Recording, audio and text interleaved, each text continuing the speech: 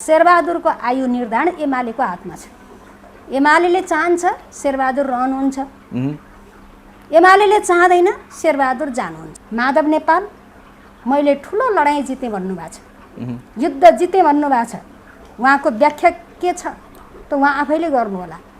तर हाम्रो विश्लेषणमा, जनताको विश्लेषणमा, जनताको नजरमा माधव नेपाल इतिहासमा सबभन्दा बेसी हार्नु भएको छ। त्यो चरबाट छिरेर फेरि छलछाम गर्ने, फेरि पार्टी ध्वस्त बनाउने, पार्टीको कुन विधिले भन्छ तेरो आफ्नो उम्मेदवारलाई भोट नहालेर अर्कालाई हाल भनेर। शेरबहादुर देउवाले निर्वाचन घोषणा गरेपछि गरेको मन्त्रीहरूलाई सदर गर्ने त्यही अदालत हो। अहिले निर्वाचन घोषणा भइसकेपछि मन्त्रीहरू त अहिले बनाउन पाउन्नस् भनेर केपी ओलीको मन्त्रीहरूलाई बदर गरिदिने पनि यही अदालत हो। त्यो अदालतको जुन खालको निर्णय आयो त्यो बेलादेखि थोरै आशंका चाहिँ लागेको थियो, अदालत कतै फरक ढङ्ग। आज तपाईँले मल छैन भन्ने सुन्नुभएको छैन। त्यो मेरो तत्कालको समस्या समाधानको निम्ति मैले बनाएको योजना अनुसार आज किसानहरूले मलको अभाव यो खेती लगाउने बेलामा बिहोर्न परेन।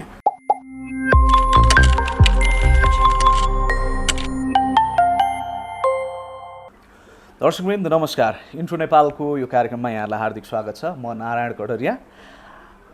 आज देशको परिस्थिति एकाएक बदलिएको छ। सर्वोच्च अदालतको परम आदेशपछि नेपाली काङ्ग्रेसका सभापति शेरबहादुर देउवा देशको प्रधानमन्त्री बन्नुभएको छ र केपी शर्मा ओलीले राष्ट्रका नाममा सम्बोधन गर्दै आफ्नो प्रधानमन्त्रीत्व काललाई समाप्त गर्नुभएको छ, बहिर्गमन भएको छ उहाँको। र सर्वोच्च अदालतको यो परमादेशलाई, यो निर्णयलाई विभिन्न कोण प्रतिकोणबाट हेरिएको छ। एमालेले यसलाई गलत भनेको छ, तर सर्वोच्च अदालतको निर्णय हामी मान्न तयार छौँ पनि भनेको छ। यस्तोमा आज हामी यो कार्यक्रममा नेकपा एमालेका एकजना प्रभावशाली नेता जसले विगतमा विभिन्न मन्त्रालयहरूमा रहेर मन्त्रीका रूपमा रहेर योगदान गरिसक्नु भएको छ, उहाँलाई आज हामीले कुराकानीका लागि निम्ताएका छौँ। र आज म कुराकानी गर्दैछु नेता तथा पूर्व मन्त्री पद्मा अर्यालज्यूसँग। नमस्कार, यहाँलाई कार्यक्रममा स्वागत छ। धन्यवाद। यो कस्तो छ अहिलेको यो पछिल्लो राजनीतिक घटनाक्रमलाई, यो डेभलपमेन्टलाई कसरी हेर्नु भएको छ? व्यक्तिगत रूपमा अब तपाईँहरूको आधिकारिक धारणा आइसकेको छ, व्यक्तिगत रूपमा यसलाई कसरी लिनुभएको छ? अब व्यक्तिगत रूपमा पनि वास्तवमा भन्यो भने यस्तै प्रकृतिको निर्णय या यो प्रकृतिको प्रमादेश आउला भन्ने कुरा धेरै मानिसहरूले आकलन गरेका थिएनन्। केही घटनाक्रमहरूले त्यो दिशातर्फ जान खोजेको कि भन्ने सङ्केत देखिएको थियो, किनकि विशुद्ध रूपमा मन्त्रीहरूको नियुक्तिको अधिकार प्रधानमन्त्रीको अधिकारमाथि पनि हस्तक्षेप गर्दै तैँले प्रधानमन्त्री नियुक्त गर्न पाउन्नस् भनेर जब मन्त्रीहरूलाई खारेज गर्यो, अब यस्तै नजिर अघिल्लो पटक पनि थियो। शेरबहादुर देउवाले निर्वाचन घोषणा गरेपछि गरेको मन्त्रीहरूलाई सदर गर्ने त्यही अदालत हो। अहिले निर्वाचन घोषणा भइसकेपछि मन्त्रीहरू त अहिले बनाउन पाउन्नस् भनेर केपी ओलीको मन्त्रीहरूलाई बदर गरिदिने पनि यही अदालत हो। त्यो अदालतको जुन खालको निर्णय आयो त्यो बेलादेखि थोरै आशंका चाहिँ लागेको थियो, अदालत कतै फरक ढङ्गले प्रस्तुत हुन खोजेको त होइन। भनेको यो सिनारियो यहाँहरूको लागि बिल्कुलै अनपेक्षित चाहिँ होइन। एउटा विकल्प मध्ये यस्तो पनि गर्न सक्छ कि भन्ने कुरा चाहिँ उठेकै थियो। तर ठ्याक्कै संविधान विपरीत, संविधानको कुनै धारामा नटेकिकन निर्णय त सामान्य सर्वोच्च अदालतले त कसरी गर्ला र भन्ने थियो। यो त कुनै संविधानमा टेकेर गरेको छैन नि त, संवैधानिक त छैन यो परमादेश त। त्यसैले यो नसोचेको, अचम्म लाग्दो, अब यस्तो गलत खालको नजिर स्थापित हुने गरी जुन खालको सर्वोच्च अदालतले फैसला गर्यो हामी स्तब्ध छौँ। अब यसलाई एमालेले प्रतिरोध गर्ने कुरा चाहिँ कतिको सम्भाव्यता छ त्यसमा? प्रतिरोध त हामी किन अदालतसित अहिले प्रतिरोधै गरिहाल्ने कुरा त छैन।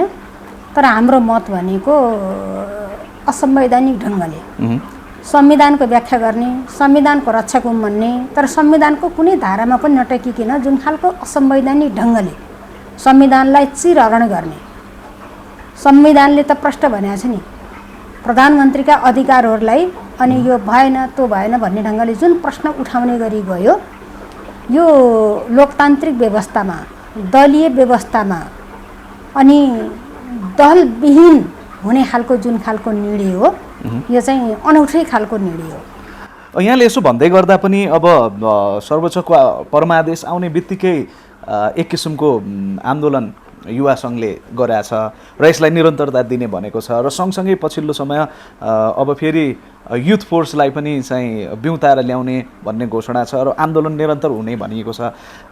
यसलाई चाहिँ फेरि अब एक खालको भातृ सङ्गठन मार्फत यसलाई चाहिँ प्रतिरोधकै हिसाबले अगाडि बढ्ने भन्ने त होइन, त्यसरी जनताले बुझ्दा के हुन्छ? होइन, हामी त गलत कुरालाई गलत भनिरहन्छौँ। जे चिज गलत भयो गलत कुरालाई गलत भनिरहने कुरा, त्यो जनताको बिचमा लैजाने कुरा, त्यो मुद्दा उठाइरहने कुरा हाम्रो निरन्तर भइरहन्छ। राष्ट्रको नाममा अन्तिम सम्बोधन गरिसक्नु भएको छ, हामी कार्यान्वयन गऱ्यौँ, कार्यान्वयन गर्दैनौँ भनेर लड्ने ढङ्गले हामी गएनौँ। तर यो असंवैधानिक हो, यो गलत हो भनेर गलत हो, तिम्रो निर्णय गलत हो, संवैधानिक छैन। दलीय व्यवस्थामा दलविहीनताको परिकल्पना गर्यौ, यसले निर्दलीयता ल्याउने जुन खालको कुरा भयो यो गलत नजिर भयो। लोकतन्त्रमा यो कुरा मान्ने हुँदै हुँदैन।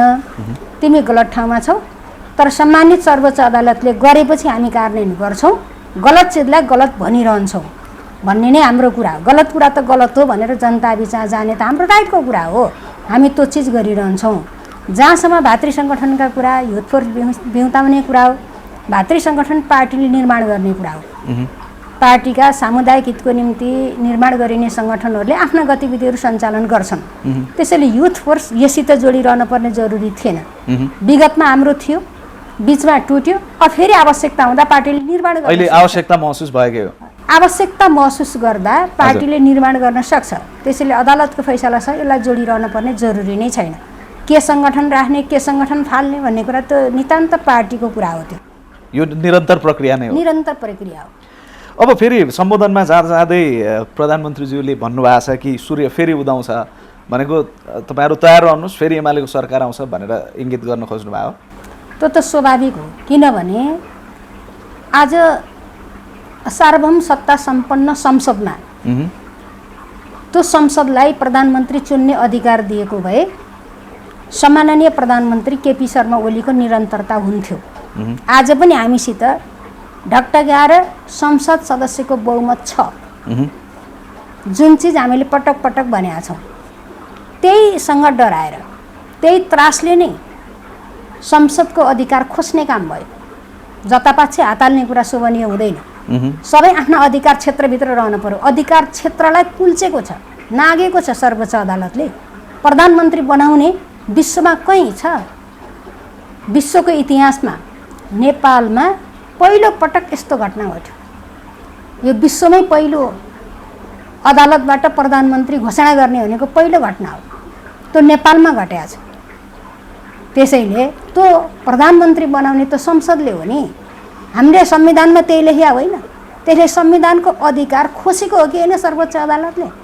नागेको हो कि होइन आफ्नो दायरा? त्यो त प्रश्नै छ नि। यहाँले किटान गरे संसदमा गएको भए, संसदमा यो विषयले प्रवेश पाएको भएदेखि सम्माननीय प्रधानमन्त्री केपी शर्मा ओलीलाई प्रधानमन्त्री पदबाट फ्याँक्ने तागत आज कसैको थिएन। हामीसँग त्यस्ता मजबुत आधारहरू थिए। त्यसैले त्यो सङ्केत भएपछि प्रधानमन्त्री नखाली भएको थिएन। नखाली नभएको अवस्थामा संसदले फ्याँक्न सकेन, जनताबाट निर्वाचित जनप्रतिनिधि संस्थाले फ्याँक्न सकेन भन्दा कसले फ्याँक्ने भन्दा अदालतले फ्याँक्ने भनेर हस्तक्षेप गरेर अदालतबाट फ्याँकियो, परमादेशबाट फ्याँकियो। त्यसैले प्रधानमन्त्रीले भन्नुभयो म जनताको जनादेशबाट बनेको प्रधानमन्त्री हो। आज पनि जनताको जनादेश बनेको प्रधानमन्त्री केपी शर्मा ओली नै हुनपर्छ भन्ने आज पनि संसदमा छ, त्यो मेजोरिटी छ। तर अदालतको परमादेशबाट मलाई फ्याँकियो। मेजोरिटी त फेरि एउटा प्रक्रिया अन्तर्गतै मेजोरिटी पुर्याएर नै शेरबहादुर देउवाजीहरू पनि 149 जना भएर सर्वोच्च अदालत गएर एउटा त्यो पनि प्रक्रिया अन्तर्गतै थियो र उहाँहरूले पनि मेजोरिटी नै देखाउनु भएको हो नि, होइन र? ठिक छ, त्यो मेजोरिटी सो गर्ने भनेको संसद हो, अदालत होइन। संसद हो। संसदमा सो गर्न दिएको भए, दायाँ बायाँ लगाइदिएको भए, हुन्छ भन्ने यता जाऊ, हुन्न भन्ने यता जाऊ भने सही गराएको भए प्रधानमन्त्री यो मेजोरिटी कहिले पनि पुर्याउँदैन थियो। त्यो आउँदैन। शेरबहादुरकोमा आउँदैन।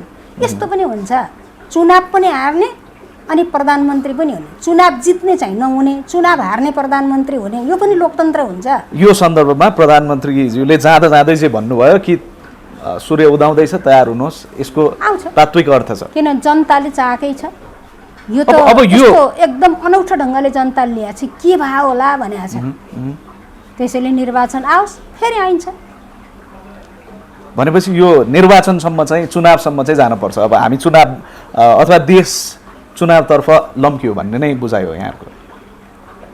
अब त्यो चापी एमालेकै हातमा छ। चाह्यो एमालेले भनेदेखि एमालेले चाह्यो भने कुनै पनि समयमा यो चर्न हुन सक्छ। भनेको 1 महिना हो हैन। यो शेरबहादुरलाई फ्याँक्न हामीले चाह्यौँ भने 1 महिनाभन्दा अगाडि शेरबहादुर जानै सक्दैन। महिना दिनभित्रको आइयो शेरबहादुर देउवाको विश्वासको मत पाउने आधार छैन र यहाँहरू 76-2 मा रिसोर्ट गर्ने सोच्नु भएको छ। त्यो पार्टीले ठ्याक्कै निर्णय गरिसकेका छैन। तर वास्तविकता के हो भने तस्बिरले के देखाउँछ, तथ्यले के देखाउँछ भने शेरबहादुरको आयु निर्धारण एमालेको हातमा छ। एमालेले चाहन्छ शेरबहादुर रहनुहुन्छ, एमालेले चाहँदैन शेरबहादुर जानुहुन्छ। म यो 10 बुँदे सहमतितर्फ आएँ। तपाईँहरूको जुन सहमति भयो अघिल्लो दिन सर्वोच्च अदालतको परमादेश आउन अघिल्लो दिन, अब यो सिनारियोमा चाहिँ तपाईँहरूको यो एकता प्रक्रिया के हुन्छ? यो एकता प्रक्रिया नै कन्टिन्युअसली अगाडि बढेर जान्छ अथवा फेरि विभाजन उन्मुख छ? वास्तवमा पार्टीमा जुन खालको समस्या उत्पन्न भयो, नेपालको कम्युनिस्ट आन्दोलनभित्र यो खालको अन्तरसङ्घर्ष, यो खालको अन्तर्विरोध पहिलो पटक नै हामीले झेल्न पर्यो र यति धेरै उत्कर्षमा पुग्यो कि साँच्चै भने आजको दिनको रिजल्ट कर्ता भनेको हाम्रै पार्टीका मान्छे हुन्, हाम्रै पार्टीका मान्छे हुन्। ठ्याक्कै भन्दा तपाईँहरू त्यो समूहलाई के भन्नुहुन्छ तपाईँले अहिले भन्दै गर्दा? त्यो के समूह भन्ने नि, जो हामी चाहिँ विद्रोह गऱ्यौँ भन्ने नाममा प्रकट भएका साथीहरू हुनुहुन्छ, उहाँहरू नै आजको परिस्थितिको जिम्मेवार हुनुहुन्छ।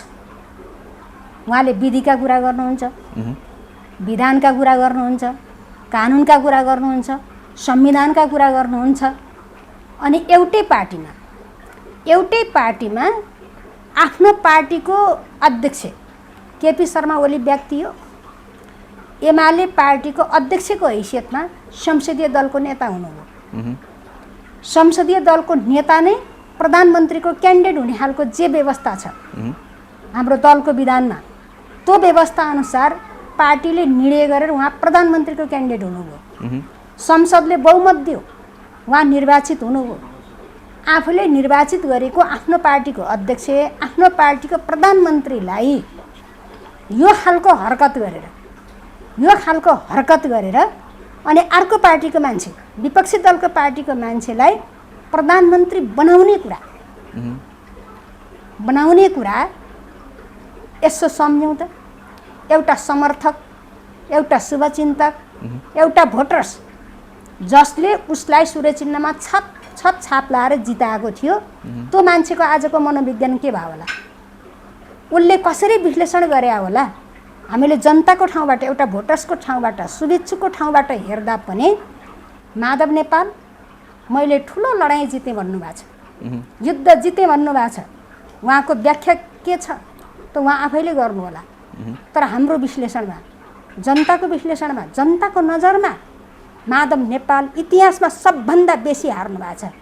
माधव नेपाल इतिहासमा सबभन्दा बेसी हारेको दिन हिजोको दिन हो। त भोलि इतिहासले समीक्षा गर्नेछ। अब यहाँले भन्नुभयो, यहाँले भने जस्तै त्यही समूहका कारण माधव नेपाल, झलनाथ खनाल लगायतकै प्रक्रिया, उहाँहरूकै इन्टेन्सन्सका कारण हिजो आजको अवस्था आयो, आज सरकारबाट बहिर्गमन हुनु पर्यो।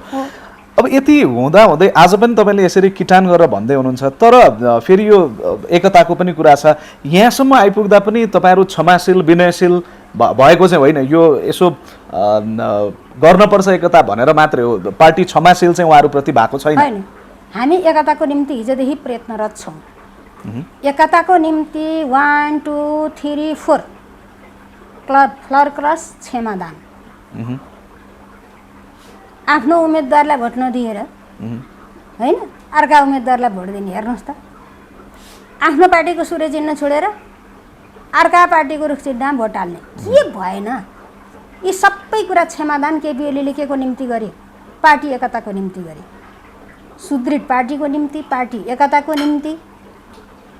उहाँले सबै गल्तीलाई माफ गरेर अगाडि जानुभयो। तर त्यो प्रक्रिया निरन्तर रूपमा अगाडि बढिरह्यो। आजका दिनमा पनि हामी पार्टी एकताको विपक्षमा छैन। अस्ति पनि अन्तिमसम्म अध्यक्षको तर्फबाट होइन, पहल कदमी भएर 10 बुँदा तयार गरेको। केपी ओलीले नचाहेको भए 10 बुँदा तयार हुन्थ्यो। म गर्दिनँ, यो बदमाससँग म गर्दिनँ भने भए त हुन्थेन नि त। अनुशासनहीनसँग गर्दिनँ भने भए त हुन्थेन नि त। अन्तिमसम्म लचकता, अन्तिमसम्म प्रयत्न, पार्टीलाई मजबुत बनाऊँ, एकताबद्ध बनाएर लैजाउँ भन्ने उहाँको मनसायले नै आज त्यो नेतृत्वको चाहनाले नै भएका कुरा हो। तर नेतृत्वको भावना, नेतृत्वको चाहना, जुन खालको उदारता हो नेतृत्वको, त्यो कुरालाई नबुझेपछि अब कसरी आउनुहुन्छ फरक कुरा। आज त फेरि प्रधानमन्त्रीको तर्फबाट वार्ता समितिमा बसेका त गइसक्नुभयो नि। प्रधानमन्त्रीको तर्फबाट वार्ता समितिमा बसेका 2 जना नेता कमेडर त गएर भनिसक्नु भएको छ तपाईँको चाहना के हो। अब यत्रो हुँदा पनि तपाईँ फेरि हो कि होइन एकता पक्ष क्लियर गर्नुहोस्, किता क्लियर गर्नुहोस् भन्न त जानुभयो नि। भनेपछि अहिले पनि बल चाहिँ उहाँहरुकै कोर्टमा छ। मेरो कुरा के हो भन्नु होला भने, मेरो कुरा के हो भने एकता भनेको टालटुले एकता हुन सक्दैन। आज एक खालको समस्या झेलिया छ, भोलि त्यही खालको समस्या आउने गरी एकता गर्न हुँदैन। अब जे भइसकेको छ, बसेर राम्रो ढङ्गले छलफल गरेर एउटा वे बनाउनुपर्छ। विचारमा आधारित भएर फल्नलाई पद दिउँला, फल्नलाई यो दिउँला, फल्नलाई त्यो दिउँला, यस्ता आधारका एकता भनेको टिक्ने एकता होइन। त्यसैले हामी चाहन्छौँ टिक्ने एकता गर्नुपर्छ। सधैँ सधैँ यस्तो खालको परिस्थिति झेल्न नपर्ने खालको स्थिति हामीले ल्याउनु पर्ने हुन्छ। यो अराजकताको अन्त्य गर्नुपर्ने हुन्छ। त्यसैले एकता केमा उभिएर हुन्छ? विधिमा उभिएर हुन्छ, पद्धतिमा उभिएर एकता हुन्छ, विचारमा उभिएर एकता हुन्छ। जे पनि गर्ने एकता गर्ने भन्ने हुन्छ र नयाँ सिराबाट छलफल गर्ने। पार्टी अध्यक्षको निर्देशनमा भएको, उहाँको अनुमतिमा, उहाँको सहमतिमा भएको 10 बुँदाप्रति हाम्रो कुनै क्वेसन छैन। इमानदारितापूर्वक पालना गर्नको निम्ति हामी तयारै छौँ। तर त्यो चरबाट छिरेर फेरि छलछाम गर्ने, फेरि पार्टी ध्वस्त बनाउने, आन्दोलन कमजोर बनाउने, अराजकता मच्चाइरहने, यो खालको गतिविधि हुन सक्छ कि सक्दैन? त्यसैले अलि फ्रेङ्क छलफल गरेर एउटा सुनिश्चितता सहित एउटा खाका कोरेर अगाडि जानुपर्छ। अब यहाँले प्रमुखताका साथ विचारको एकता अथवा विचारका कारणले हुने एकताको कुरा गर्नुभयो। अब विचार त फेरि एउटा भनाइ छ, you are young as long as you can change your mind भनिन्छ। कहिलेकाहीँ त यो चेन्ज अफ माइन्ड त फेरि तपाईँहरूले पनि गर्नुहुन्छ नि। कहिलेकाहीँ एउटा पावर सेन्टर, पार्टीभित्रकै पनि एउटा पावर सेन्टरबाट अर्कोतिर लसिने ढल्किने यो विचारकै कारणले, यो त स्वाभाविक प्रक्रिया हो नि, होइन र? होइन, विचारमा छलफल चल्दा आफूलाई उपयुक्त लागेको विचारमा उभिने हो। आज एमाले पार्टीभित्रको डिबेट जुन हो, त्यो विचारको डिबेट हुँदै होइन, पदको डिबेट हो, टक्रावको डिबेट हो, अवसरको डिबेट हो। कुन विचार छ त्यहाँ? त्यसैले नक्कली कुरा, विधिको कुरा नक्कली कुरा। पार्टीको कुन विधिले भन्छ तेरो आफ्नो उम्मेदवारलाई भोट नहालेर अर्कालाई हाल भनेर? कुनै विधिले भन्छ? कुन पार्टीको कुन विधानको कुन धारामा छ? खैर, अब यो एकतालाई यही नै राखौँ। हामी पनि चाहन्छौँ, अथवा आम यहाँहरूको कार्यकर्ता मात्र नभएर आम जनताले पनि, आम नागरिकले पनि चाहेको एक ढिक्का एमाले नै हो। यता यसलाई यहीँ बेट मार्दै अब यहाँले मन्त्रीका रूपमा विभिन्न मन्त्रालयहरू लिड गर्नुभयो, विभिन्न मन्त्रालयहरूमा रहेर जिम्मेवारी का साथ काम गरिसक्नु भएको छ।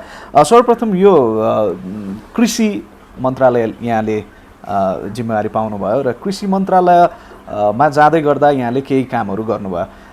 के चिजहरू चाहिँ जस्तो कन्टिन्यू गर्नुपर्छ, अथवा यहाँ किसानका आम यो कृषि समुदायकै र देशलाई नै कृषि मार्फत उत्थान गर्ने जुन कुराहरू छ, त्यो योजनाहरूमा जस्तो फेरि कन्टिन्यू गर्न पाए अथवा अर्को सरकारले पनि यो चिजहरू कन्टिन्यू गरिदिनुपर्छ भन्ने कुराहरू कृषि मन्त्रालयमा के छन्?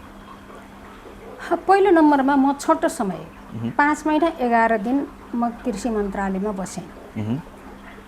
जति दिन बसेँ कृषि क्षेत्रको विकासको निम्ति चिन्तन मनन मैले गरेँ। केही नीतिगत क्षेत्रका कामहरू मैले अगाडि बढाएँ। जस्तै कृषि रणनीतिको कुरा अगाडि बढ्यो होइन।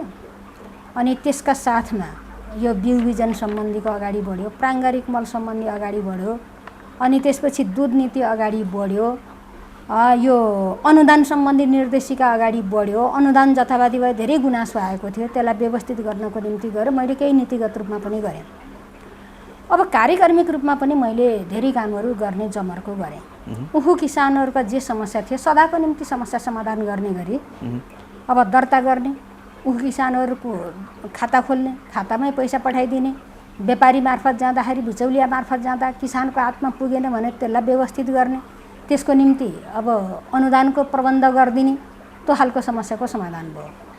त्यसै गरी सधैँ कृषि मन्त्रालयमा मल रासायनिक मलको समस्या आइरहन्थ्यो।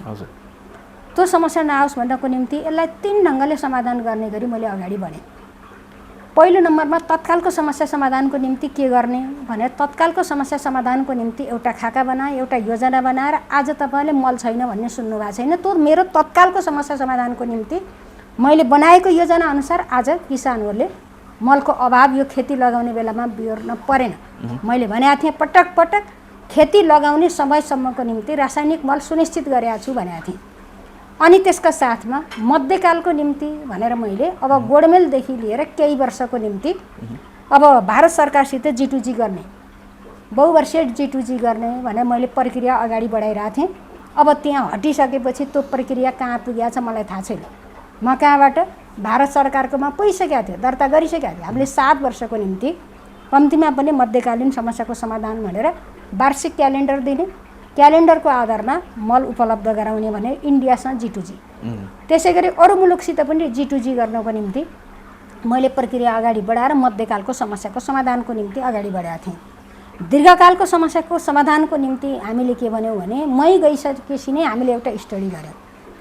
अब नेपालमा नै एउटा रासायनिक मलको कारखाना खोल्नुपर्छ भनेर हामीले स्टडी गरेर मन्त्री परिषदबाट निर्णय गराएर अहिलेको बजेटमा सम्बोधन गरियो। 3 वर्षभित्रमा रासायनिक मल कारखाना स्थापना गर्ने र त्यो पिपी मोडेलमा गर्ने भनेर हामीले त्यसलाई बजेटबाट नै सम्बोधन गरेर अगाडि बढ्यौँ। र यो ढङ्गले मैले मलको समस्याको समाधान, रासायनिक मलका साथमा अब प्राङ्गारिक मलको निम्ति पनि प्रदेश स्तरमा यसको प्रबन्ध गर्ने, बिस्तारै पालिका लेभलमा जाने, यसको गुणस्तर के हुने भनेर प्राङ्गारिक मलको निर्देशिका पनि तयार गरेर कार्यविधि तयार गरेर त्यसलाई पास गरेर मैले छोडिदिएको छु।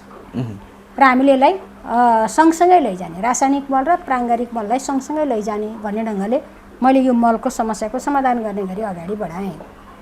त्यसपछि हामीले किसानलाई उत्पादन बढाउनको निम्ति मिसन कार्यक्रम भन्यो। मुलुक आत्मनिर्भर हुन पर्यो नि, तरकारीमा, फलफुलमा, खाद्यमा हामी आत्मनिर्भर बन्नु पर्यो। अब कृषिका हरेक वस्तुमा हामी 5 वर्षभित्रमा आत्मनिर्भर बन्ने भनेर 5 वर्षे मिसन कार्यक्रम, हामी 2 वर्षमा केमा आत्मनिर्भर बन्छौँ, 3 वर्षमा केमा आत्मनिर्भर गर्छौँ र 5 वर्षमा पुग्दा सबै कृषिका उत्पादनमा आत्मनिर्भर बन्छौँ भनेर हामीले मिसन कार्यक्रम, कृषि मिसन कार्यक्रम भनेर हामीले अगाडि बढायौँ। त्यसमा नयाँ नयाँ चिजहरूको हामीले जोन, सुपर जोनहरू पनि हामीले घोषणा गरेर अगाडि बढ्यौँ।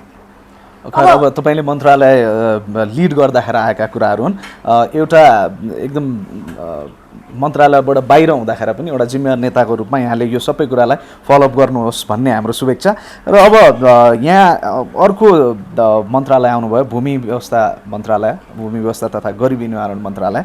अब यहाँ आउँदा गरेका केही तपाईँका हिम्मतिला आँटिला कामहरू हामीले खास चर्चा पनि गर्न खोजेका हौँ। जस्तो कि एउटा त्यति बेला नक्साको बडो चर्चा रह्यो र लिम्पियाधुरा, लिपुलेक सहितको नक्सा जारी यहाँको कार्यकालमा भयो।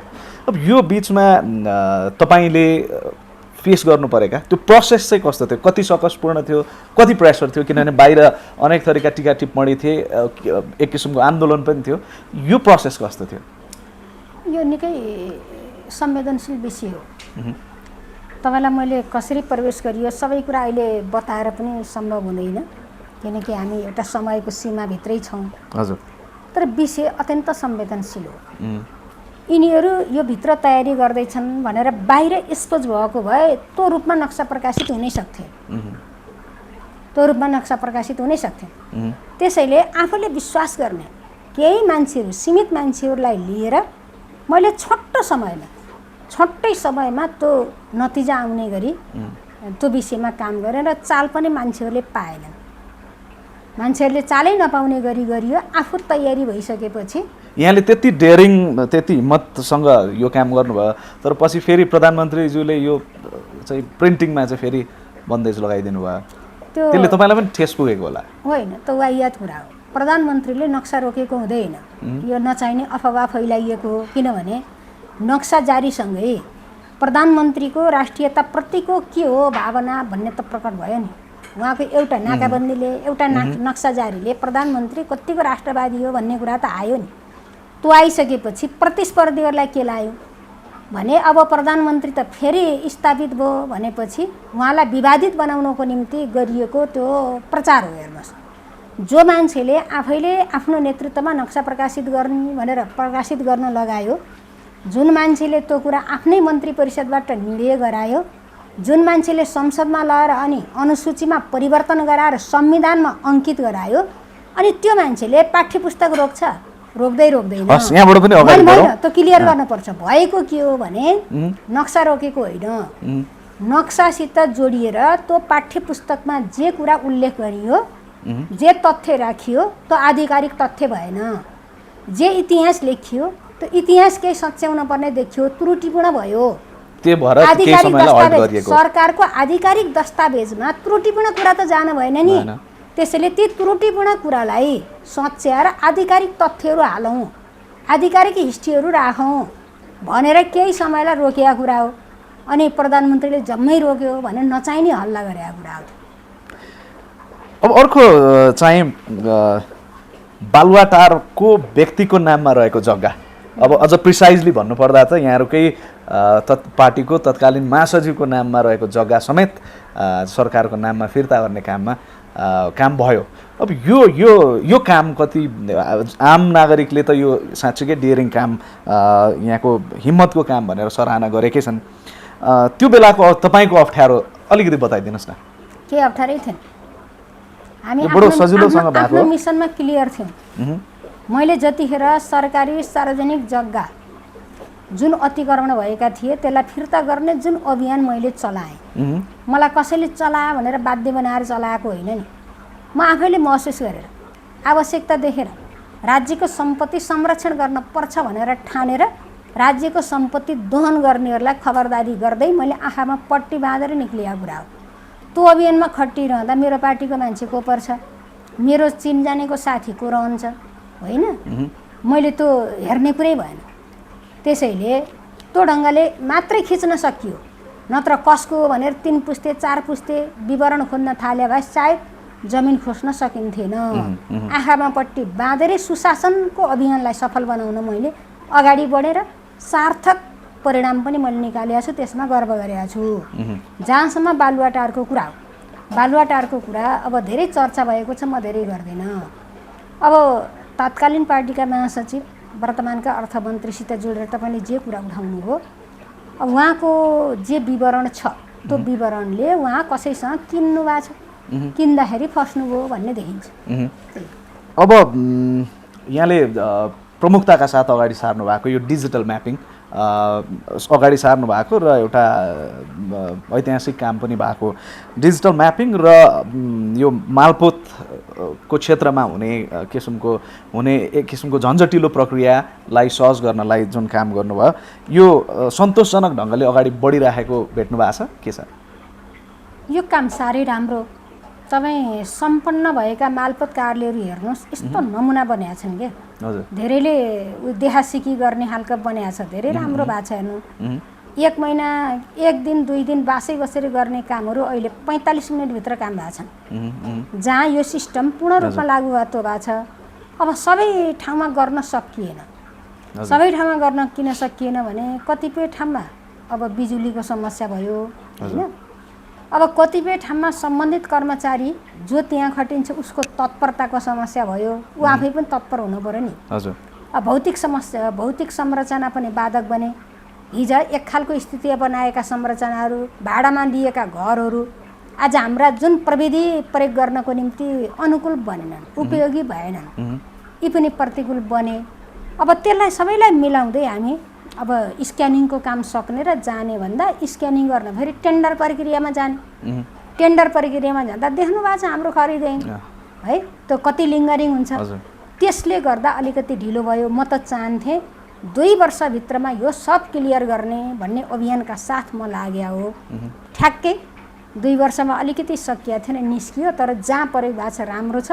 हामीले सिस्टम बसालिदियौँ, हामीले सिस्टम बसाल्यौँ। हामी नहुँदा पनि त्यो सिस्टम बाँचिरहन्छ, त्यो सिस्टम विस्तार भइरहन्छ र त्यसको उपयोग जनताले गर्न पाउँछन्। हस्, अब जहाँ जाँदै एकदम क्विक, यहाँको पनि एकदम क्विक एन्सर म अपेक्षा गर्दछु। हुन त केही अघि पनि हामीले चर्चा गरिसकेका छौँ। अब यहाँले अघि भने जस्तै यो सबै वितण्डा जे अनफोल्ड भएर आयो र आज एमाले चाहिँ यो गभर्मेन्टबाट बहिर्गमनको अवस्थासम्म आयो।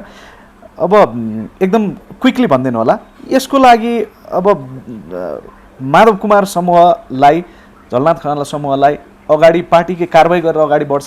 एकदम क्विकली होइन। अब हामी नसोचिने हो भने यही गतिविधिले त आन्दोलन त ध्वस्त हुन्छ नि।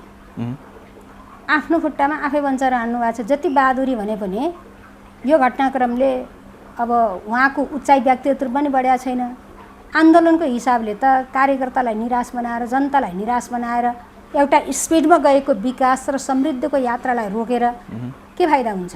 केही फाइदै के भयो भने चाहिँ यो केपी ओली ज्यू र माधव कुमार झलनाथ खनाल समूह बीच चाहिँ एकता भएर एक ढिक्का अगाडि जाने देख्नुहुन्छ?